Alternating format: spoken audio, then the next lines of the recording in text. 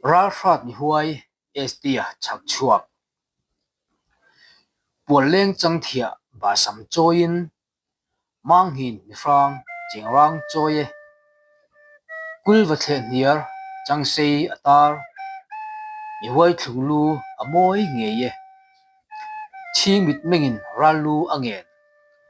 Ralphat ni huai nu nau muan na kol ke sa frang ma zamlo nung tol love buher ma a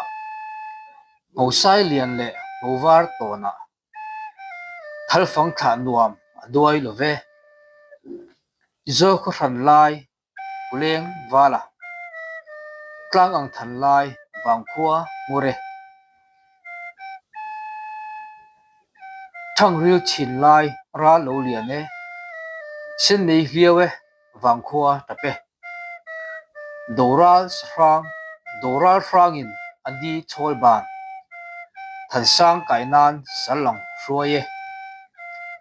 pualeng walan torem di sa channan tiam thu acham hrange huai sar jalen hunthlir rengla thinlung rila vung regang che isal hren na zalen turin thupnu ral sul achui nuame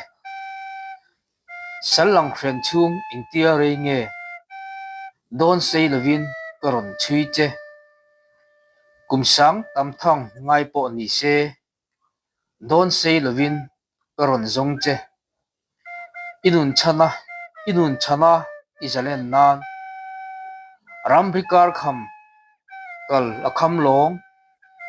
kumsang tamthang ngai po ni se don sei lovin karon zong che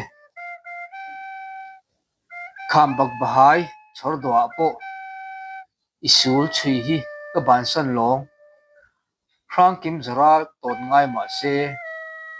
tisen far top ka huwa masin dona thirin min lo ngai la tramit tin nen lim du nang thinlung tlaphang akiang huna